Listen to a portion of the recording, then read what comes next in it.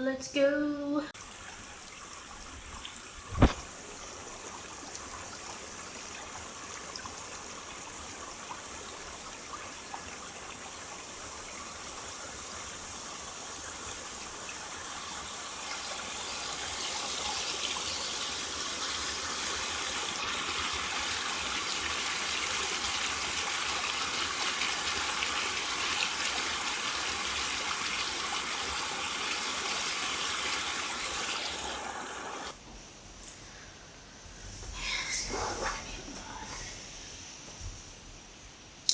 Hi, welcome back to my channel. This is Threads of Time. My name is Zephania and this is 6 months of knitting, I guess. So I've been away for a little while just because I guess. Yeah, so I have seen a big explosion of Australian podcasters in my algorithm, and I have been encouraged to continue to podcast. So if you haven't been here before, this is my crafting podcast. I mainly focus on knitting, but really it's just a niche within a niche because I like vintage things and it's not the, I guess, trendy aesthetic of most knitting podcasts. So if you want to stick around to see what I knit, I sometimes knit modern things, but yeah, mostly vintage stuff, vintage sewing. I do appreciate the vintage aesthetic, so yeah.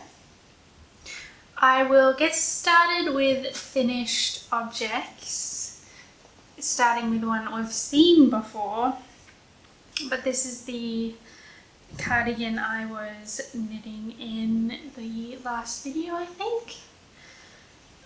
I'm pretty sure I called it red cardigan in the cards. So this is it. I'll put a picture of me in it. There is one on my Instagram. I'm not completely happy with this one. The buttonholes are a bit wonky, so there's that. And then I just feel like the gauge is a little bit stiff in this yarn. And at most, I think most DK weight, vintage DK weight is kind of more like our light DK weight, so yeah, it's a bit firm. What else don't I like? So yeah, I don't really like wearing it closed, which is the whole purpose, was to wear it closed. That's why I got nice fancy, I don't know if they're gonna show up. Got nice fancy Fable knitwear buttons, like so. And yeah, but now I've worn it a bit, and yeah, nah, very Australian colloquialism there. I have worn it a bit. It's a bit short. I'm not 100% happy with it, but it is what it is. The pattern is free on subversivefemme.com.au maybe. On Instagram she's BexFemme, and she has a lot of free vintage patterns, and she also sells vintage patterns on Etsy, so if you're interested I will leave a link down below. Yeah, that's one. The yarn also is my favourite, Tarndie Yarn, which you've seen a bit on this podcast. And then I think I may have talked about casting this on. I'll just turn it right side in. It is this 1940s jumper. I'll just come forward a bit so you can see it, with these alternating cable and rib. And I kind consider this one a failure. I haven't worn it because I don't like the shoulder. I'm really picky. Really, really picky about how the shoulder fits on anything I sew. So that's definitely translated into this knit. Normally most knits are fine. But I have a very, I have a very narrow shoulder. So I find a lot of things tend to fall off. So that combined with the fact that it has these like puffy shoulders has created a knit I don't like. So this is part of the reason why I haven't podcast, is because I've had a few knitting failures, which you might not think are knitting failures, but I have decided are. So there's that. Yeah, so this was knit in Bendigo Woolen Mills, their 4-ply. Not a great budget yarn, but not my favourite yarn. I find that it's very, I don't know how to describe it. It's almost like it's, for a 4-ply, it's quite loosely spun. That's the only way I can describe it. So it creates very drapey, stretchy, finished objects. But yeah. That's that. This one, I think you can buy this pattern on Etsy. I might try and find it and link it. But it's got the alternating ribs. And then on the back, they're supposed to be the same as the front, but I did them on the opposite sides so that it was like a little checkerboard. But yeah, I enjoyed knitting it, so I don't mind that it's a failure. And I may end up liking it later on. Sometimes I'm weird like that. I'll decide that I don't like something and then I'll just start wearing it out of necessity, and then suddenly it's my favourite thing.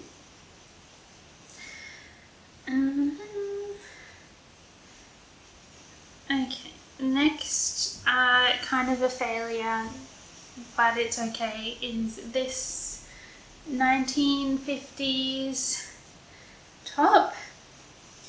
And I'll just get the pattern so you can see what it's supposed to look like.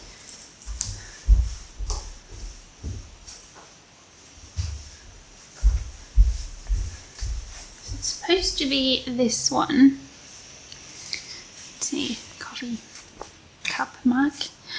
And I knit this in 2 strands of mohair. And I think my problem is partly I'm slightly off on gauge. So I knit the bigger size and I think I'm 1 stitch off, to be honest. So it's just creating a garment that is a little bit big, and then I just feel like the collar is wonky. So there's a few things making it annoying. But this is for anyone who is like, oh no, 2 strands of mohair, so expensive. I actually recycled this from a sweater that I had knit when I started knitting. I knit the Petite Knit Stockholm sweater and it didn't turn out very good. So I always just wore it around the house as like a slouchy jumper. So I guess it will continue on being a slouchy jumper. Yeah, I really enjoyed knitting this. I just love the mohair. I love knitting it. I love the feel of it. It's a little bit prickly, but I don't know, it's just so light and fluffy and warm. I love mohair. So yeah. That's that one. I cannot remember what colourway this is. I knit it such a long time ago, I don't have any notes, but I know that it's the Isaga Mohair because it's one of the few mohairs you can get in Australia, so there's that.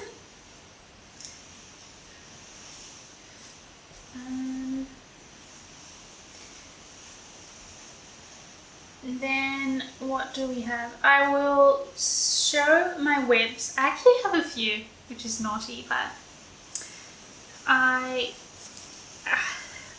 guess I just cast on things as I feel at the moment.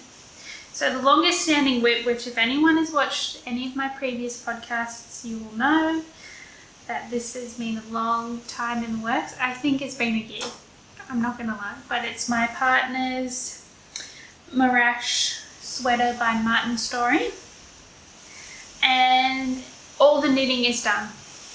I cast off the collar yesterday, so all I have to do now is sew up the sleeves, sew on the sleeves, sew up this collar bit, and it'll be done. So maybe next episode, which hopefully won't be in 6 months, maybe next one, it'll be done. And then now I just keep thinking about what next jumper I want to knit my partner, because I just really enjoy knitting things for him. He really wears them and loves them, so yeah.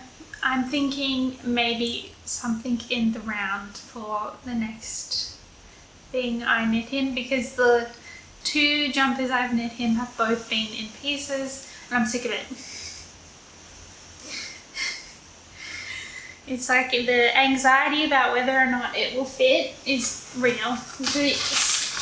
The sleeves are in this basket. I think in the last one I hadn't even finished the first sleeve, but they're both done now, so I got hair in my eye. But yeah, they're both completed now, so I just have to sew them up and do that. And then he'll wear it at the end of winter. It's a good thing that I don't think it gets warm for a while, and he will probably get a lot of wear out of it because our house stays quite cold. I'm pretty sure it's a double brick, so it keeps the heat out quite well, which in like spring and autumn you don't want, but in summertime you do want. So and then I think possibly I talked about this particular whip. I don't think it was a whip, I think I may have talked about knitting it. So this is a Sun Glow pattern. Hang on, I'll just look it up on my phone. It is Sun Glow Design 2180, and it's in the same book that I knit my stripy jumper in. So I'll just show it on my phone. So this is, oh, I don't know if it's going to focus very well. So this is the end piece. And so I've knit the back, I've knit the front, and now I'm knitting the other front. This is the buttonhole side, and yeah, this is being knit in the Tarndie 4-ply, and I'm doing the instructions that, so in a lot of the Sun Glow patterns, if you're interested in knitting vintage patterns, they'll only have one size, which is usually a 32 to 34 inch bust, and then the other size, like a 36 inch bust, it says to use different needles instead, so you're getting a bigger gauge. My gauge is I usually have to go down a needle size. So I just stayed the normal needle size, and I think it's turning out pretty good.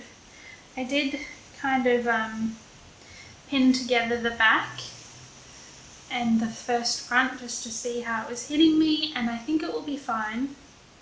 If it is a little bit big, I don't mind, because my plan is to wear this over some blue dresses that I have made that also have a puff sleeve, so I think it should be fine.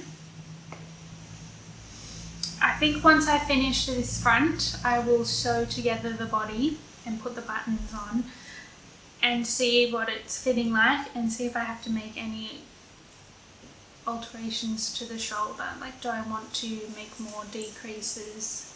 Because that will be easier to fix. Although I won't want to, because the top portion, like the upper back, is all in this lace pattern, and I really like lace, but I have discovered that I really like charted lace over written lace. Most vintage patterns won't have a chart. You might find some colourwork charts in certain pattern booklets, but it's not super common, so you have to get comfortable with reading the instructions. Let's just say I've made mistakes. I think this has been cast on for at least 3 months. Sometimes you just have to stop and start, but I really like how the fabric is turning out. I could just go live on the Tarndie farm and I would be a happy duckling. I just love their yarn. It's so soft, but not soft in the like superwash way. It's still got like little teeth, and it's got a little bit of a halo, and is really comfortable to wear all year round. I think because the sheep breed was specifically bred for the area that they are in, which is in, it's like Great Ocean Road way. So I think it just works so well in both the warmer and cooler weather in this part of Victoria, because we're in a similar kind of area where it's quite wet and cold in winter time, but then quite warm in summer. So yeah, I really want to finish this, but I'm feeling like it'll be done when it will be done, and I'll be able to wear it with my very specific outfits, because that's what I do. I knit things with a vision. It might only be for one outfit, but there is a vision that I must complete. So, and then another whip picture on her website or her Instagram. It shows a fingering and mohair combination, but she also has the suggestion for DK weight, which is what I am knitting it in. And this is, I believe, Swish yarns. Can't remember the colorway, but it's this kind of pink, mid-toned kind of color. But yeah, I also did get some mohair and fingering weight, so I might end up knitting 2, because I am kind of feeling in the mood for like tank tops and bralettes, you know, like the camisole number 5 by My Favorite Things. I really want to knit that. So there might be a few more modern knits coming soon. I have been thinking a lot about some summer knitwear, and I kind of want to start doing them soon, so that when it does start to get warm, I actually can wear them. And that was a part of my mentality when I signed up for this test knit. It is actually my first ever test knit, and so far it's been really good. I like being in the Slack channel and seeing everyone else's projects. But yeah, so that's that. I'm pretty sure when the elastic comes in, I will refocus on knitting this one. And then another project I have is this Stitchcraft 1953 summer sweater. So it's this stripy one here. I really like this no sleeves because I don't want to knit sleeves. I already have the other one. That one's going to have 2 big sleeves. I'm going to be stuck on Sleeve Island with that one. So I have knitted one front, so you can see, and I'm using a limited edition Bendigo Woolen Mills like 4-ply. It's very, come forward again, really should have the camera closer. It's a very thin 4-ply. No, focus on me. And it's very stretchy. It's very interesting. I got gauged quite easily with this. If you've ever knitted a vintage pattern, you'll know what I'm talking about. But this has an 8 stitch per inch gauge. And yeah, I am getting that, not on the recommended needle size though. As normal, I had to go down 1 size. So in the booklet, I think it says to knit it on number 12, which I think is a 3mm equivalent modern size, and I'm on a 2.75, so luckily I like knitting with smaller needles, so I don't mind. And the other one is this pink yarn that I got a long time ago, and I really like the colour, but it was a limited Mother's Day colour. I think it was Raxor, R-A, I don't know how to spell it, but it was a Mother's Day colour, and it's kind of like this mauve pink colour, and I think it pairs quite well with this one, which is coming up quite blue toned now, but it's actually what I like to call ambiguous white, where in certain, it's not white like this dress, but it's like a beigey white that kind of can look a bit purple or a bit pink depending on the lighting. So that's that one. I actually have, I don't know where it is. Here.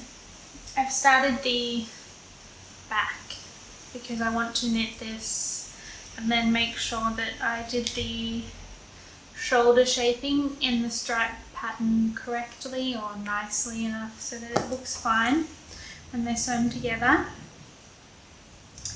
Yeah, that's that one. I also like doing the ribbing sometimes because it's a bit mindless, so I like having it to just mindlessly knit. I'm gonna take a drink, my cold coffee. It's cold. Oh.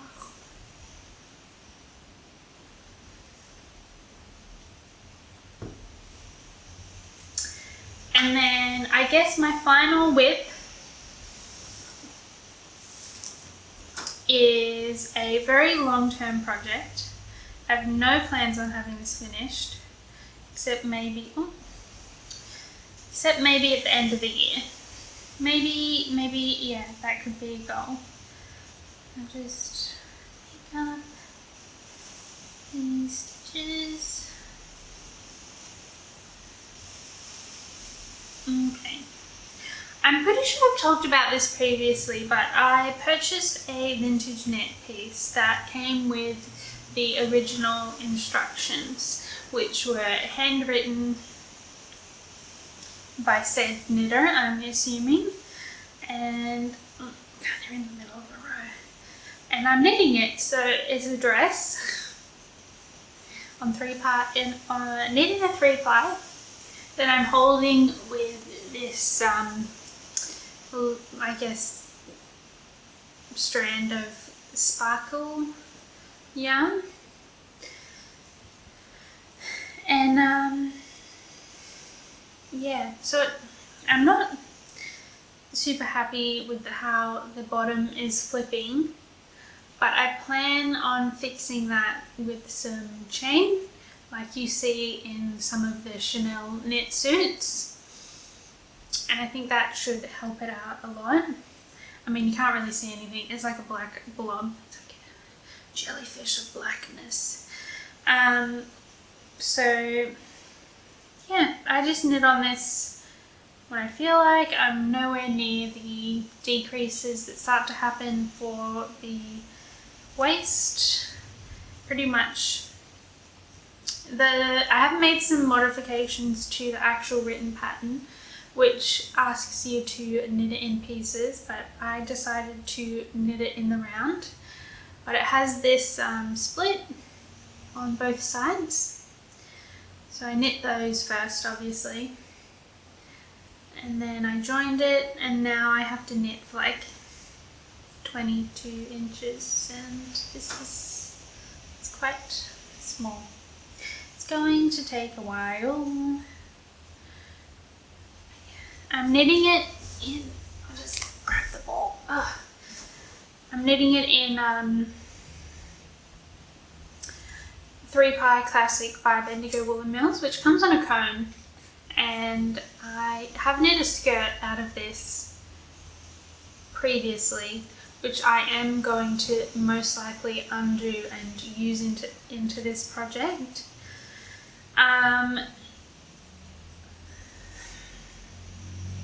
If anyone is curious about the Bendigo 3-ply, it's kind of like a sock yarn. Like if you've ever had a BFL nylon sock, it's kind of like that. Maybe a touch thinner. It's a crepe ply, so it's quite tightly spun, which means it doesn't bloom a lot when you wash it, but it also makes it it has drape, and yet it is sturdy. I don't know how, this is probably making no sense at all.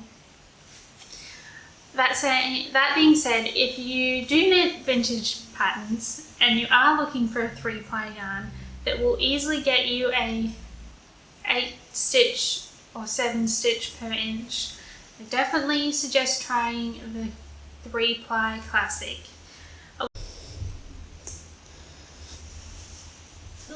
I think we got cut off. As I was saying, a lot of people say that the 4-ply Luxury is what they like and use in terms of their vintage patterns. But I personally prefer the Classic with the crepe ply to the Luxury, which is just like your normal, must be 4 twisted together. But yeah, that's that. This is just sometimes I just take it with me when I know I just will not have any ability to look at my knitting or have the capacity to be able to count rounds or stitches or anything. So yeah, just straight stockinetting around. Hopefully I go to all this effort and I like the finished object, because the original one, the yarn is more like this kind of nubby knit.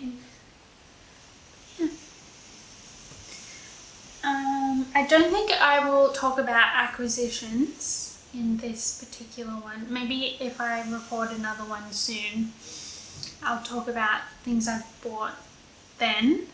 But I figured I would speak on the things I've been sewing, which you probably, if you follow me on Instagram, they come up more often there because I tend to take pictures of them. But I have sewn a few things since the last episode. I've had a few failures, as per normal. I once described sewing to my friend, which was like, if you're sewing outside of patterns you've sewn before, it's hit and miss. You know, for like every 5 things you sew, maybe only 3 turn out the way you wanted them to. So, and that can be for a number of reasons. The pattern doesn't fit you because you didn't do a mock-up. The fabric choice wasn't right. You just don't like how it looks on you, because if you don't know your style or what looks good on your body, you still run the risk of sewing things that you thought you would like, but when you actually wear them, you don't like. So I'll just get them. They're over. I guess first up, because it's not inside out,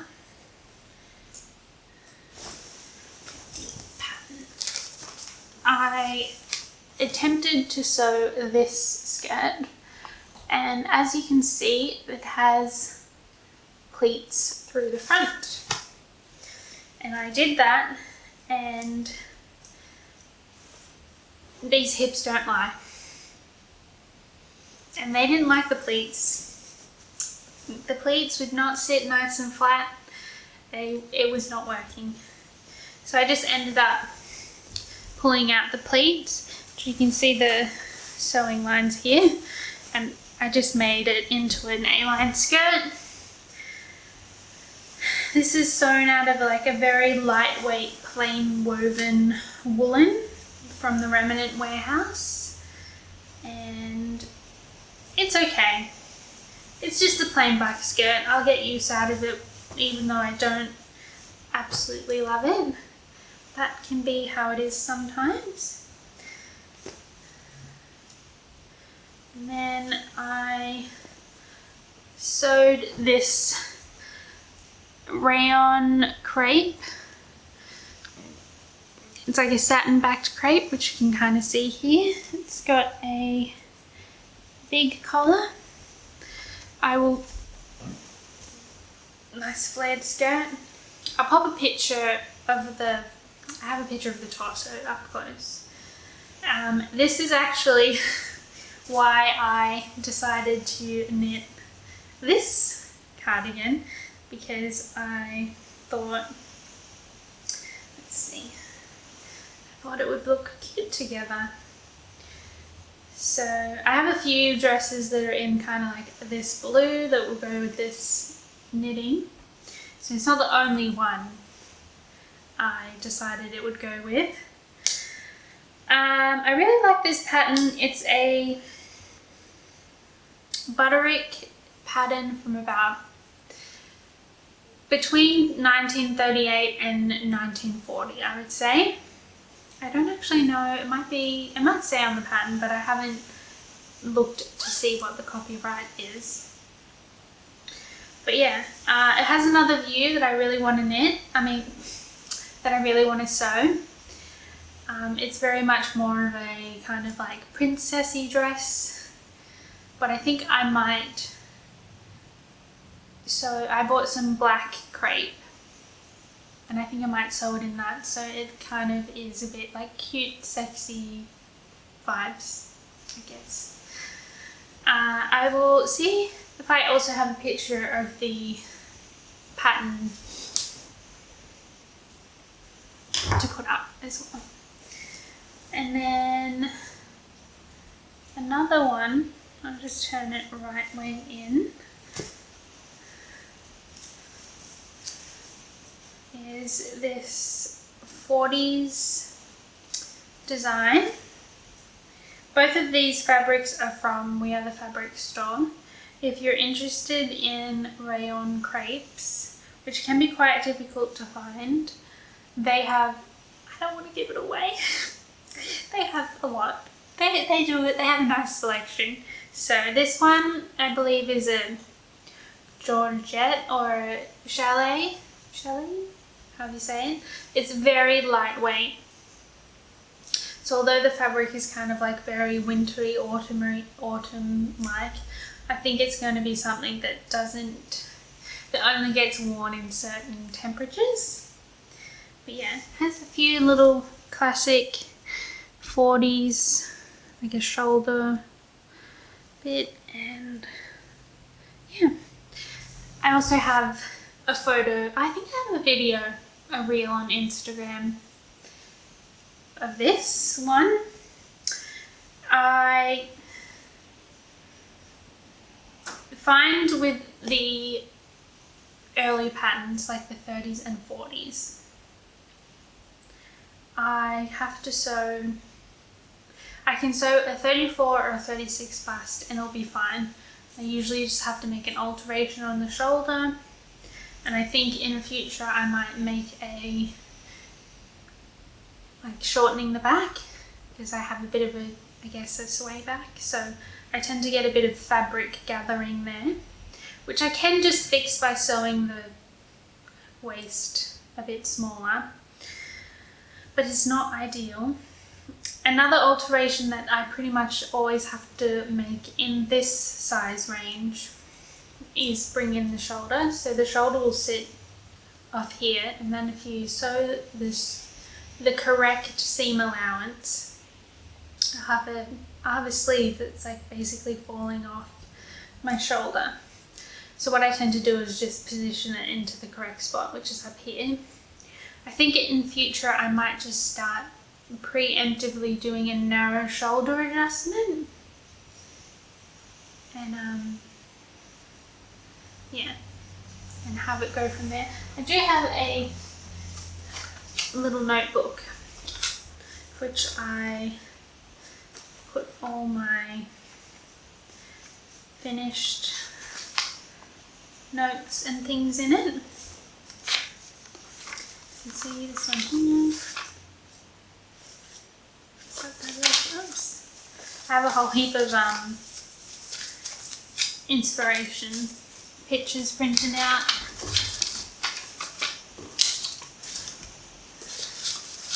Yeah. I did also make a covered belt for this. It's just a nice soft belt. And yeah, hopefully I think next autumn, or maybe this spring, I might get a bit more wear out of it. It's very comfortable because of the way the gathers are, because it has the yokes. It means it has no darts, so it's quite, it has a shape, but it's not super form fitting. So, and yeah, I don't know how I feel about non-puffy sleeves, to be honest. Most of the, I tend to stick more to the very late 30s, very early 40s, because the skirts tend to be fuller and they have puffy sleeves. Obviously after 1940 you have rationing, so lots of short sleeves. The all-in-one sleeve becomes quite popular, and more short A-line skirts, which is fine. I have two sewing whips at the moment. One of them, I just brought the patterns so that I don't have to navigate the fabric. So one of them is this design. I've been feeling more in the mood for 1950s. But I have discovered the need for more alterations. So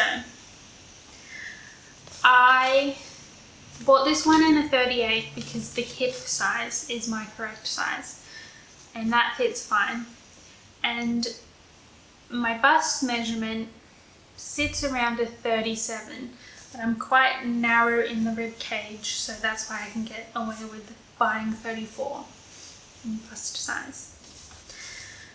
I found that with this being bigger, I have there's a lot more length between the high point of shoulder and apex is what they call it. So from here to here, lots of excess fabric, especially in the back,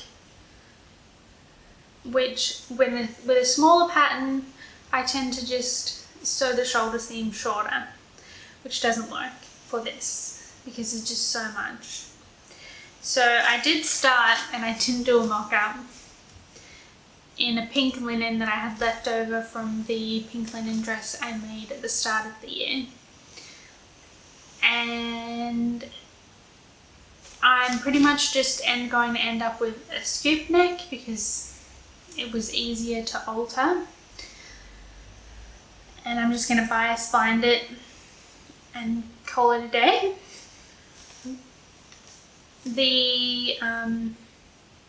I have started making the alterations. So I discovered this alteration technique, which you can Google, I guess.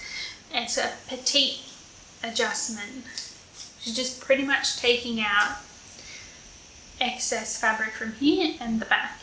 So a lot of patterns will have the short and lengthened lines underneath the apex. I don't need that shortened. The apex to waist is pretty much perfect. But I have a lot of excess fabric from here to here.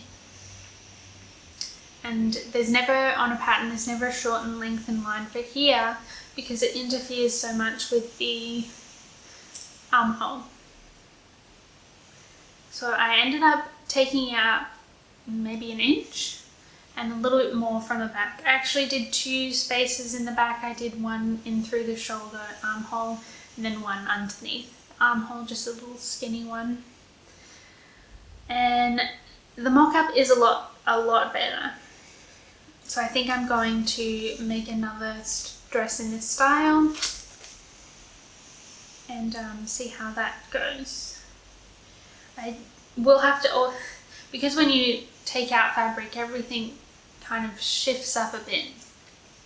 So I know my darts are a little wonky now, so I've had to move the dart that was here down and things like that. So yeah, I have to wait for some bias binding because I don't have any of the linen fabric left, well, not enough to make bias binding. So I'm waiting on that. And then the other project I've been sewing is a coat, which is this one. Again, even though I'm feeling very much in a 50s mood, this is a late 30s jacket, which I think will work fine for later on. The puff sleeve will look a bit odd for 50s, but whatever. But yeah, it's got it's like a princess seam line, which I really like. As someone who is short, I find that the princess line is quite lengthening.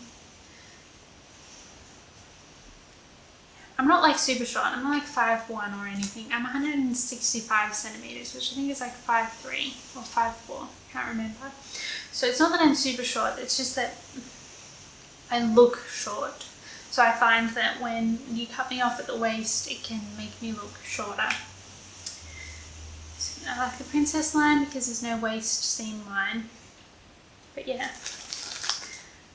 I have sewn together all of this lining, the sleeves, the outside, and now I just have to do all the hand stitching. So hopefully it will be done before the end of winter, but who knows? At least it'll be ready next winter. I try not to have any I try not to rush any of my sewing. I know it's a faster craft than knitting, but I don't find any joy when I have deadlines or I have to rush it. So even though maybe it won't get finished by the end of, like, maybe it'll be finished by the end of this winter, I'll still be able to wear it into spring, and then next year I will have it ready in my wardrobe. And because I tend to only try and sew things I actually really like, even though my decades of interest fluctuate a lot, I will have it still, and I will still be able to wear it because I will still like 1938, and I still think that that silhouette suits me. And yeah, so I try to be very mindful over what I am making, because you know, you only want to sew something one time and be happy with it. But yeah, I tend to, although I like mid-40s things, I don't think they suit me. Hence why I stick to that very short time period in the 30s. I like the whole of the 30s. So we might see earlier 30s things. And then I skip that mid-40s time and pretty much go to the 50s. And they're the two kind of, they're the two eras I think suit me the most. But yeah, I wear clothes outside of those time ranges too. I have a 90s skirt that I wear with my favourite things, number 7 jumper, which I really like. It's kind of like the 90s goth puffy sleeve kind of aesthetic. But yeah, I'm very like this all over the place. Yeah, you know, if you've stuck it out this far into my video, please give me a like and comment what decade of style you really like.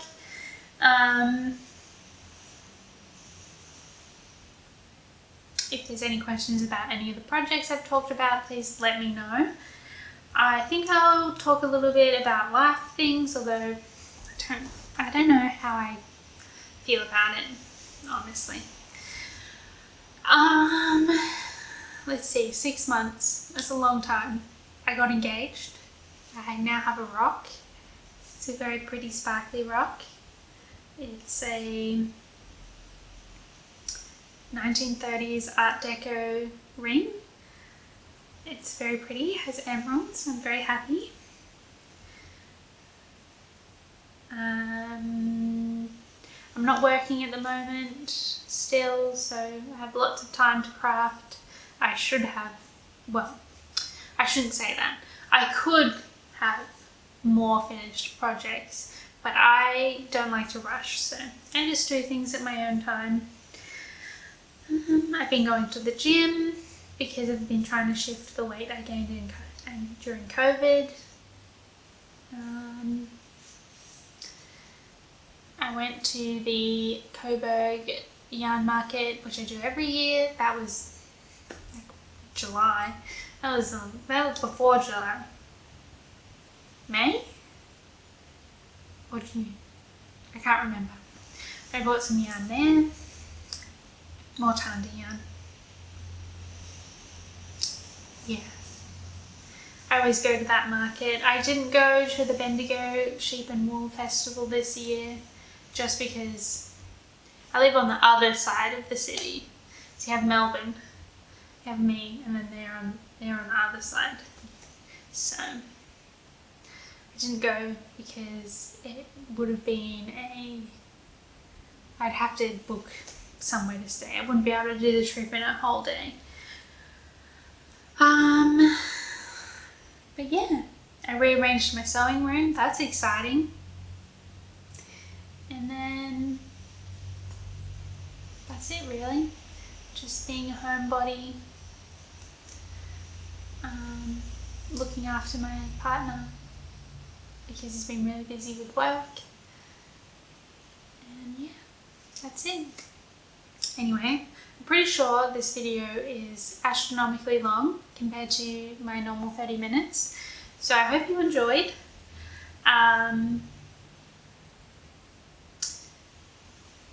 There's been lots of new podcasts. I always give everyone a chance to see how I like them. I always watch their first video if it comes up in my suggested, recommended. I've discovered a fair few new ones. The Serenity Knitting Podcast is very new. She just did her 2nd episode. I like that. Ira from Kooky Knits, she's quite new. She's the one who told me I should continue posting, but we'll see. Who else is new? I've come across a few, but I can't remember them all. There's been a big explosion of podcasts, so I hope that you enjoy my video and give it a like so I can get out there to other people. And yeah, I hope you have a lovely time knitting today, and I'll speak to you next time. Bye.